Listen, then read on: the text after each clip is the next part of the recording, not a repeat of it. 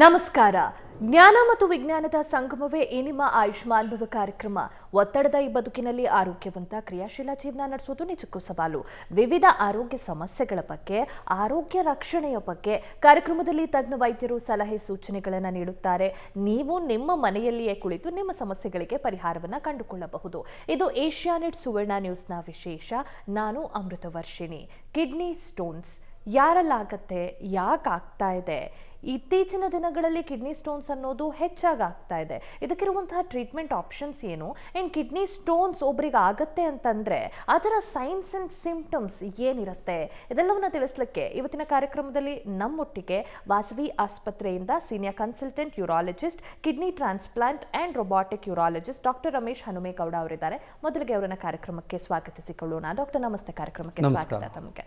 Doctor, ಈಗ ಈ kidney stones ಅನ್ನೋದು ಏನು ಆ್ಯಂಡ್ ದಿನೇ ದಿನೇ ಅದು ಕಾಮನ್ ಆಗ್ತಾ ಹೋಗ್ತಾ ಇದೆ, ಆ್ಯಂಡ್ ಯಾಕೆ ಆ ರೀತಿ ಆಗ್ತಾ ಇರೋದು ದಿನೇ ದಿನೇ? ಕಿಡ್ನಿ ಸ್ಟೋನ್ಸ್ ಅಂದರೆ ನಮ್ಗೆ ಗೊತ್ತು, ಕಿಡ್ನಿಯಿಂದ ಯೂರಿನ್ ಪ್ರೊಡ್ಯೂಸ್ ಆಗುತ್ತೆ ಅಂತ. ಯೂರಿನ್ ಅಂತ ಅಂದರೆ ಏನು? ಅದರಲ್ಲಿ 95 to 96% ವಾಟರ್ ಇದ್ದರೆ ಇನ್ನು ಮಿಕ್ಕಿದ್ದು ಬಾಡಿನಲ್ಲಿ ಸೆಕ್ರೀಟ್ ಆಗುವಂತಹ ಟಾಕ್ಸಿಕ್ ಮೆಟೀರಿಯಲ್ಸ್ ಇರುತ್ತೆ. ಈ ಯೂರಿನ್ನಲ್ಲಿ ಅಂದರೆ ಮೂತ್ರದಲ್ಲಿ ಖನಿಜಾಂಶಗಳು ಜಾಸ್ತಿ ಆದಾಗ, ಖನಿಜಾಂಶಗಳು ಅಂದರೆ ಕ್ಯಾಲ್ಶಿಯಂ ಇರ್ಬೋದು, ಆಕ್ಸಲೇಟ್ ಅಥವಾ ಯೂರಿಕ್ ಆ್ಯಸಿಡ್ ಅಂಶ ಜಾಸ್ತಿಯಾಗಿ ನೀರಿನ ಅಂಶ ಕಮ್ಮಿ ಆದಾಗ ಕಿಡ್ನಿಯಲ್ಲಿ ಈ ಸ್ಟೇಟ್ನ ಸೂಪರ್ ಸ್ಯಾಚುರೇಷನ್ ಅಂತ ಕರೀತಾರೆ. ಈ ಸಂದರ್ಭದಲ್ಲಿ ಏನಾಗುತ್ತೆ, ಈ ಖನಿಜಾಂಶಗಳು ಕ್ರಿಸ್ಟಲೈಸ್ ಆಗಿ ಸ್ಟೋನ್ ಫಾರ್ಮ್ ಆಗುತ್ತೆ. ಇದನ್ನೇ ನಾವು ಕಿಡ್ನಿ ಕಲ್ಲುಗಳು ಅಥವಾ ಕಿಡ್ನಿ ಹರಳುಗಳು ಅಂತ ಕರಿತೀವಿ. ಈಗ ಕಾರಣ ಕೇಳೋದಾದರೆ ನೀವು, ಮೋಸ್ಟ್ ಕಾಮನ್ ಕಾಸ್ ಅಂತಂದರೆ ನಾವು ನೀರನ್ನು ಕಮ್ಮಿ ತಗೊಳ್ಳೋದ್ರಿಂದ ಕಿಡ್ನಿನಲ್ಲಿ ಸ್ಟೋನ್ ಆಗೋ ಸಾಧ್ಯತೆ ಜಾಸ್ತಿ ಇರುತ್ತೆ. ನಾನು ಹಾಗೆ ಹೇಳಿದಾಗೆ ನೀರು ಕಮ್ಮಿ ತೊಗೊಂಡ್ರೆ ಏನಾಗುತ್ತೆ, ಖನಿಜಾಂಶಗಳ ಪ್ರಮಾಣ ಜಾಸ್ತಿ ಆಗುತ್ತೆ. ಆದ್ದರಿಂದ ಕಿಡ್ನಿ ಸ್ಟೋನ್ ಆಗೋ ಸಾಧ್ಯತೆ ಜಾಸ್ತಿ ಇರುತ್ತೆ. ಮತ್ತು ನಮ್ಮದು ಕ್ಲೈಮೇಟ್, ವಾತಾವರಣ, ನಾವು ಏನಾದ್ರು ಜಾಸ್ತಿ ಬಿಸಿಲಿಗೆ ಅಥವಾ ಡ್ರೈ ಕ್ಲೈಮೇಟ್ಗೆ ಎಕ್ಸ್ಪೋಸ್ ಆದಾಗ್ಲೂ ನಮಗೆ ಯೂರಿನ್ ಪ್ರೊಡಕ್ಷನ್ನು ಕಡಿಮೆ ಆಗಿ, ಅಂದರೆ ನೀರಿನಂಶ ಕಮ್ಮಿ ಇರುತ್ತೆ ಮೂತ್ರದಲ್ಲಿ, ಸೊ ಖನಿಜಾಂಶಗಳು ಜಾಸ್ತಿ ಆಗಿ ಕಿಡ್ನಿ ಸ್ಟೋನ್ ಆಗೋ ಸಾಧ್ಯತೆ ಜಾಸ್ತಿ ಇರುತ್ತೆ. ಅದನ್ನು ಬಿಟ್ಟು ಬೇರೆ ಕಾರಣಗಳು ನೋಡೋದಾದರೆ ಡಯಟ್ ಮತ್ತು ಲೈಫ್ ಸ್ಟೈಲ್. ಡಯಟಲ್ಲಿ ಈಗ ಯಾರಾದರೂ ಜಾಸ್ತಿ ಅನಿಮಲ್ ಪ್ರೋಟೀನ್ ಅಂದರೆ ರೆಡ್ ಮೀಟ್ ಈ ಥರದನ್ನ ಜಾಸ್ತಿ ಕನ್ಸ್ಯೂಮ್ ಮಾಡ್ತಾ ಇದ್ದರೆ ಅದರಲ್ಲಿ ಯೂರಿಕ್ ಆ್ಯಸಿಡ್ ಜಾಸ್ತಿ ಉತ್ಪತ್ತಿ ಆಗುತ್ತೆ ಯೂರಿನಲ್ಲಿ. ಅದರಿಂದನೂ ಕಿಡ್ನಿ ಸ್ಟೋನ್ಸ್ ಫಾರ್ಮೇಷನ್ ಆಗುತ್ತೆ. ಮತ್ತು ನಾವು ಊಟದಲ್ಲಿ ಜಾಸ್ತಿ ಸಾಲ್ಟ್ ಬಳಸೋದ್ರಿಂದ, ಅಂದರೆ ಫಾಸ್ಟ್ ಫುಡ್ಡು ಇದರಲ್ಲೆಲ್ಲ ನಾವು ಜಾಸ್ತಿ ಸಾಲ್ಟನ್ನು ಬಳಸ್ತೀವಿ. ಇದರಿಂದನೂ ಕೂಡ ಕ್ಯಾಲ್ಶಿಯಂ ಎಕ್ಸ್ಕ್ರಿಷನ್ ಜಾಸ್ತಿಯಾಗಿ ಯೂರಿನಲ್ಲಿ, ಅದರಿಂದನೂ ಕೂಡ ಕಿಡ್ನಿ ಸಮಸ್ಯೆಗಳು ಆಗೋ ಸಾಧ್ಯತೆ ಜಾಸ್ತಿ ಇರುತ್ತೆ. ಜೊತೆಗೆ ಸೆಡೆಂಟ್ರಿ ಲೈಫ್ ಸ್ಟೈಲ್, ಇತ್ತೀಚಿನ ದಿನಗಳಲ್ಲಿ ನೀವು ನೋಡಿರ್ಬೋದು, ಸೆಡೆಂಟ್ರಿ ಲೈಫ್ ಸ್ಟೈಲ್ ತುಂಬ ಕಾಮನ್ ಆಗಿದೆ. ಅದರಿಂದ ಕೂಡ ನಮಗೆ ಕಿಡ್ನಿ ಸ್ಟೋನ್ಸ್ ಫಾರ್ಮೇಷನ್ ಆಗುತ್ತೆ. ಅದು ಬಿಟ್ಟರೆ ಕೆಲವೊಂದು ಡಿಸಾರ್ಡರ್ಸ್, ಅಂದರೆ ಕಾಯಿಲೆ, ಮನುಷ್ಯನಲ್ಲಿರುವಂಥ ಕೆಲವೊಂದು ಕಾಯಿಲೆ, ಫಾರ್ ಎಕ್ಸಾಂಪಲ್ ಹೈಪರ್ ಪ್ಯಾರಾಥೈರಾಯ್ಡಿಸಮ್ ಅಂತ, ಅಂದರೆ ಪ್ಯಾರಾಥೈರಾಯ್ಡ್ ಗ್ಲ್ಯಾಂಡ್ನಿಂದ ಪ್ಯಾರಾಥೈರಾಯ್ಡ್ ಹಾರ್ಮೋನ್ ಜಾಸ್ತಿ ಸೆಕ್ರೆಟ್ ಆಗ್ತಾ ಇರುತ್ತೆ ಕೆಲವರಿಗೆ. ಅದರಿಂದ ಏನಾಗುತ್ತೆ, ಕ್ಯಾಲ್ಶಿಯಮ್ಮು ಯೂರಿನಲ್ಲಿ ಜಾಸ್ತಿ ಬಂದು ಅವ್ರಿಗೆ ಕ್ಯಾಲ್ಶಿಯಂ ಆಕ್ಸಲೇಟ್ ಸ್ಟೋನ್ಸ್ ಆಗೋ ಚಾನ್ಸಸ್ಸು ಜಾಸ್ತಿ ಇರುತ್ತೆ.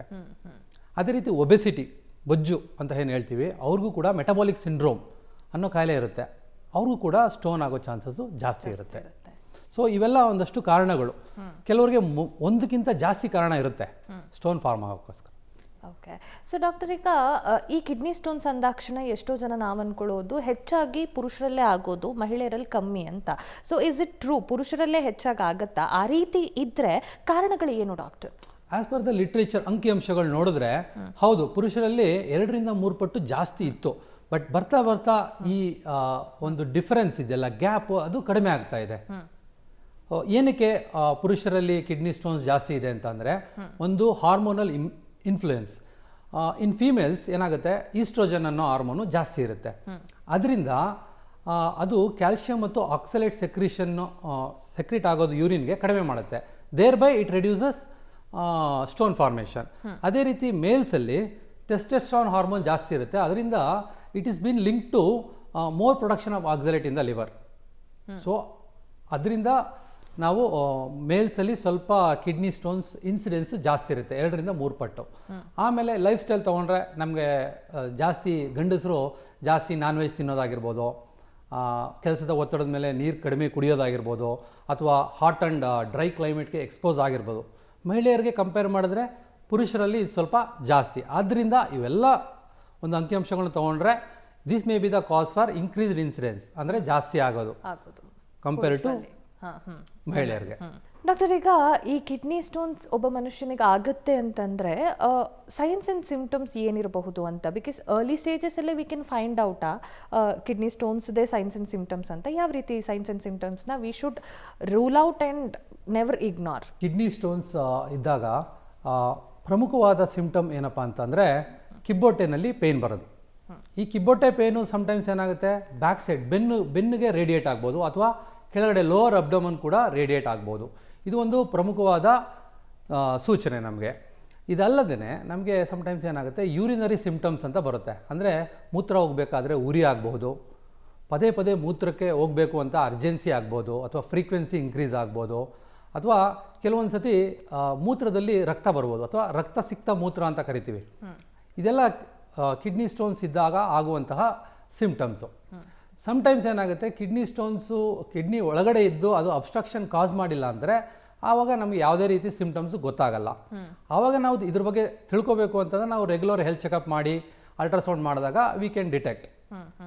ಸೊ ಡಾಕ್ಟರ್, ಆಗ ಯಾವ ರೀತಿ ಎಫೆಕ್ಟ್ ಆಗ್ಬೋದು? ಬಿಕಾಸ್ ಈಗ ಎಷ್ಟೋ ಜನ ರೆಗ್ಯುಲರ್ ಚೆಕಪ್ಸಿಗೆ ಹೋಗೋದಿಲ್ಲ, ದೇ ವೋಂಟ್ ಬಿ ರೆಡಿ. ಈಗ ಏನು ಕಿಡ್ನಿ ಸ್ಟೋನ್ ಸಿಂಪ್ಟಮ್ಸ್ ಇತ್ತು ಅಂದಾಗ ಹೋಗ್ತಾರೆ, ಏನೂ ಸಿಂಪ್ಟಮ್ಸ್ ಇಲ್ಲ ಅಂತಂದಾಗ ನೆಗ್ಲೆಕ್ಟ್ ಮಾಡ್ಕೊಂಡು ಬಂದ್ಬಿಟ್ರೆ ಯಾವ ರೀತಿಯ ಕಾಂಪ್ಲಿಕೇಶನ್ಸ್ ಆಗಬಹುದು? ಈಗ ಸೈಲೆಂಟ್ ಕಿಡ್ನಿ ಸ್ಟೋನ್ಸ್ ಅಂತ, ಈಗ ಫಾರ್ ಎಕ್ಸಾಂಪಲ್ ಒಂದು ಕಿಡ್ನಿನಲ್ಲಿ ಯುರೇಟರ್, ಕಿಡ್ನಿಯಿಂದ ಬ್ಲಾಡರ್ ಜಾಯಿನ್ ಮಾಡಲಿಕ್ಕೆ ಒಂದು ಯುರೇಟರ್ ಅಂತ ಒಂದು ಸ್ಟ್ರಕ್ಚರ್, ಟ್ಯೂಬ್ ಲೈಕ್ ಸ್ಟ್ರಕ್ಚರ್ ಇರುತ್ತೆ, ಅಲ್ಲಿ ಬ್ಲಾಕ್ ಆಗಿದೆ ಅಂದ್ಕೊಳ್ಳಿ ಕಿಡ್ನಿ ಸ್ಟೋನ್ ಬಂದು, ಅದು ಅವ್ರಿಗೆ ತುಂಬ ಸಿಂಪ್ಟಮ್ಸ್ ಬರ್ತಾ ಇಲ್ಲ.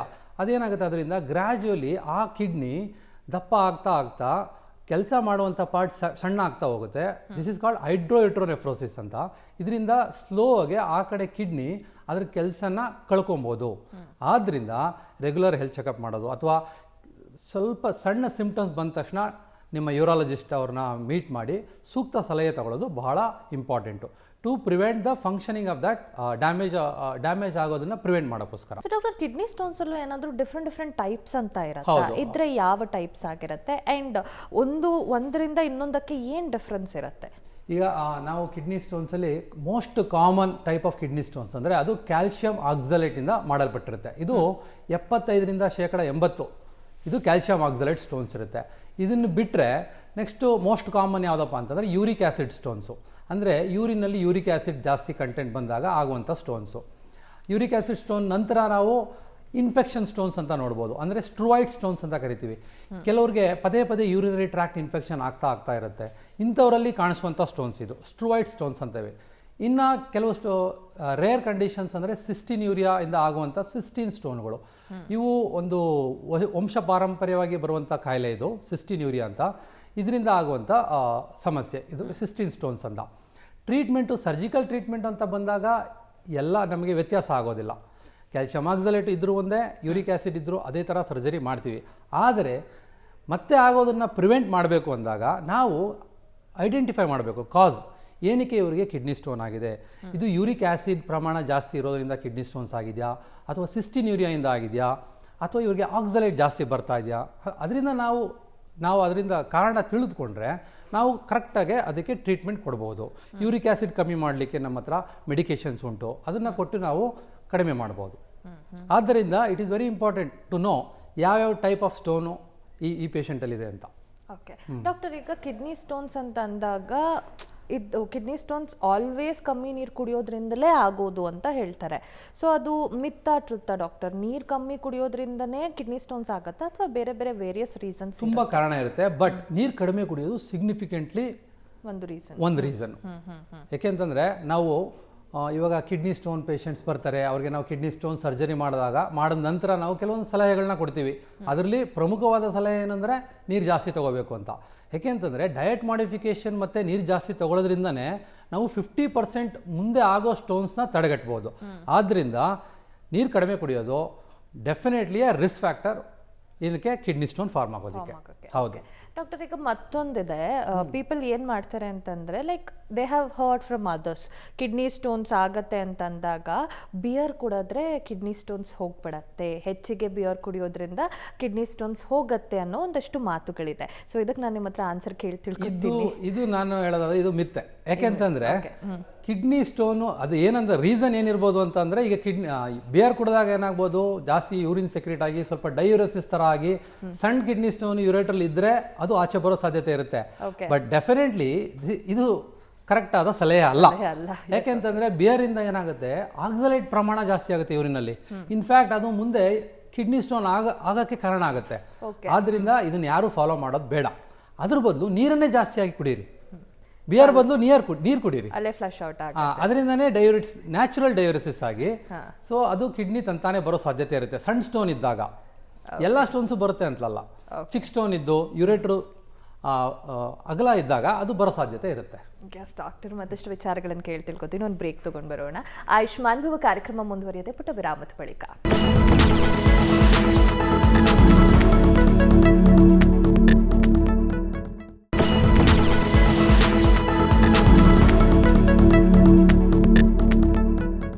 ವಿರಾಮದ ಬಳಿಕ ಆಯುಷ್ಮಾನ್ ಭವ ಕಾರ್ಯಕ್ರಮಕ್ಕೆ ಮತ್ತೊಮ್ಮೆ ಸ್ವಾಗತ.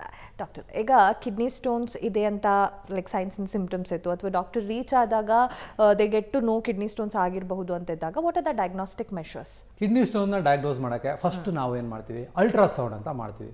ಅಲ್ಟ್ರಾಸೌಂಡಲ್ಲೇ ನಮಗೆ 80 to 90% of the kidney stones detect ಆಗುತ್ತೆ. ಸಮ್ಟೈಮ್ಸ್ ಏನಾಗುತ್ತೆ, ಕಿಡ್ನಿ ಟ್ಯೂಬ್ ಅಂದರೆ ಯುರೇಟ್ರಲ್ಲಿ ಕೆಳಗಡೆ ಇದ್ದಾಗ ಅದು ಕಾಣಲ್ಲ ಅಲ್ಟ್ರಾಸೌಂಡಿಂದ. ಅದಕ್ಕೆ gold standard investigation for kidney stone detection is CT scan.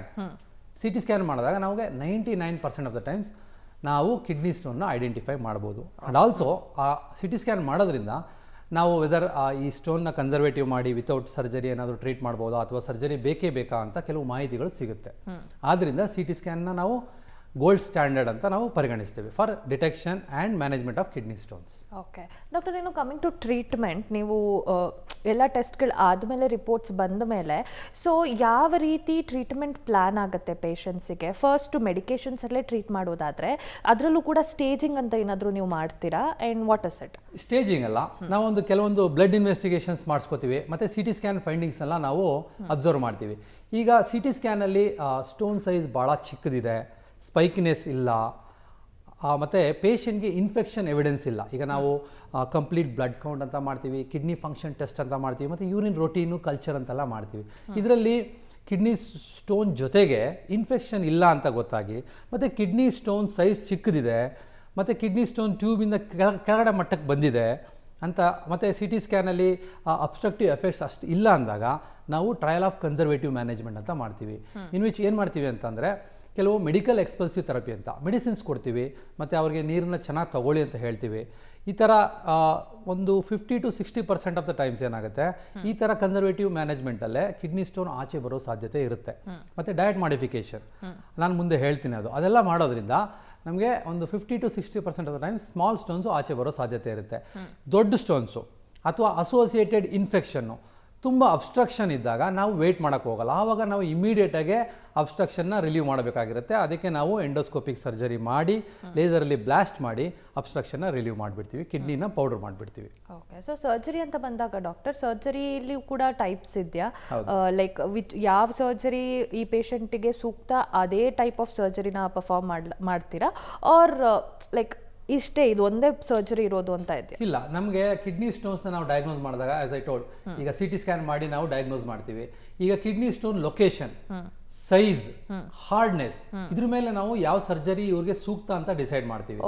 ಈಗ ಕಿಡ್ನಿ ಸ್ಟೋನ್ ಯುರೇಟ್ರಲ್ಲಿ ಇದೆ ಅಂದ್ರೆ ಒಂದು ಸಣ್ಣ ಟ್ಯೂಬಲ್ ಇದೆ, ಕಿಡ್ನಿಯಿಂದ ಬರುವಂಥ ಟ್ಯೂಬಲ್ ಇದೆ ಅಂದಾಗ ಅದನ್ನು ನಾವು URSL ಅಂದರೆ ಯುರೋಟ್ರೋಸ್ಕೋಪಿಕ್ ಲಿಥೋಟ್ರಿಪ್ಸಿ ಅಂತ ಹೇಳಿ ಅದರಿಂದನೇ ನಾವು ತೆಗೆದು ಒಂದು ಸ್ಟೆಂಟ್ ಹಾಕಿರ್ತೀವಿ. ಅದನ್ನು 2 ರಿಂದ 3 ವಾರದ ನಂತರ ಆ ಸ್ಟೆಂಟನ್ನು ರಿಮೂವ್ ಮಾಡ್ಬೋದು. ಅದೇ ರೀತಿ ಕಿಡ್ನಿ ಒಳಗಡೆ ಸ್ಟೋನ್ ಇದ್ದಾಗ, ಅಥವಾ ಇದು ಏನಾದ್ರು ತುಂಬ ದೊಡ್ಡ ಸ್ಟೋನ್ ಇತ್ತು ಅಂದರೆ 3 ಸೆಂಟಿಮೀಟ್ರು 4 ಸೆಂಟಿಮೀಟ್ರ್ ಸ್ಟೋನ್ ಇದ್ದಾಗ ನಾವು ಎಂಡೋಸ್ಕೋಪಿಕ್ ಅಂದರೆ RIRS ಅಥವಾ URS ಮಾಡಲಿಕ್ಕೆ ಬರಲ್ಲ.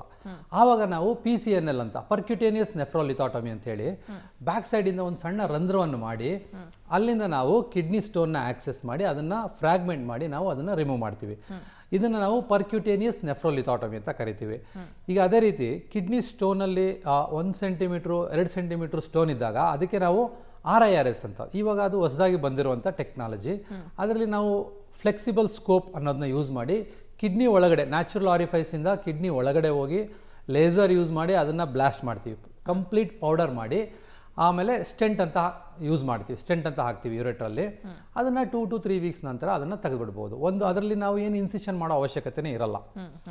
ಇದು ಎಂಡೋಸ್ಕೋಪಿಕ್ ಸರ್ಜರೀಸ್ ಅಂತ ಹೇಳ್ತೀವಿ. ಎಲ್ಲ ಎಂಡೋಸ್ಕೋಪಿ ಅಂದರೆ ಒಂದು ಕ್ಯಾಮರಾ ಯೂಸ್ ಮಾಡಿ ಸಣ್ಣ ರಂಧ್ರ PCNL ಅಂತಂದರೆ, URSL ಮತ್ತು RIRS ಅಂದರೆ ನ್ಯಾಚುರಲ್ ಆರಿಫೈಸಿಂದ ಮಾಡೋವಂಥದ್ದು.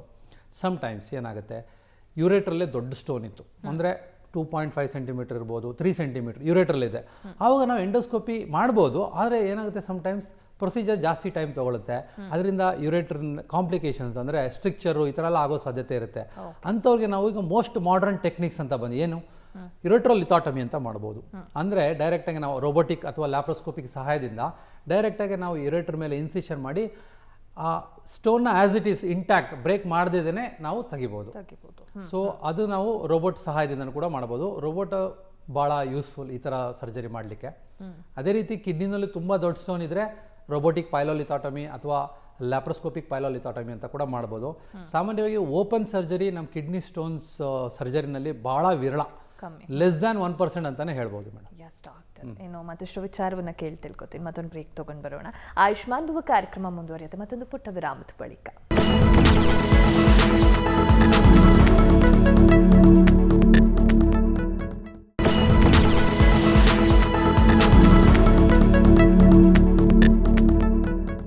ವಿರಾಮದ ಬಳಿಕ ಆಯುಷ್ಮಾನ್ ಭವ ಕಾರ್ಯಕ್ರಮಕ್ಕೆ ಮತ್ತೊಮ್ಮೆ ಸ್ವಾಗತ. ಎಸ್ ಡಾಕ್ಟರ್ ಈಗ ನೀವು ಯಾವ ರೀತಿಯ ಸರ್ಜರೀಸ್ ಪರ್ಫಾರ್ಮ್ ಮಾಡ್ತೀವಿ, ಯಾವ ಟೈಮಲ್ಲಿ ಅನ್ನೋದನ್ನು ತಿಳಿಸ್ಕೊಟ್ರಿ, ಆ್ಯಂಡ್ ಅಡ್ವಾನ್ಸ್ಮೆಂಟ್ ಬಗ್ಗೆ ಕೂಡ ತಿಳಿಸ್ಕೊಟ್ರಿ. ಆ್ಯಂಡ್ ಎಷ್ಟೋ ಕೇಸಸಲ್ಲಿ ನಾವು ನೋಡಿರೋದು even after surgery recurrence chances ಜಾಸ್ತಿ ಇರುತ್ತೆ ಡಾಕ್ಟರ್. ಕಿಡ್ನಿ ಸ್ಟೋನ್ಸಲ್ಲಿ ಒಂದು 6 ಮಂತ್ಸ್ ಬಿಟ್ಟು 1 ಇಯರ್ ಬಿಟ್ಟು ಮತ್ತೆ ಕಿಡ್ನಿ ಸ್ಟೋನ್ಸ್ ಆಗಿದೆ ಅನ್ನೋದನ್ನ ನಾವು ತುಂಬ ಕೇಳಿದ್ದೀವಿ. ಯಾಕೆ ರೆಕರೆನ್ಸ್ ಆಗುತ್ತೆ, ಯಾವ ಪೇಷಂಟ್ಸಲ್ಲಿ ಹೆಚ್ಚಾಗತ್ತೆ? ಈಗ ನಾನು ಹೇಳಿದೆ ಕಾರಣ ಏನು ಅಂತ.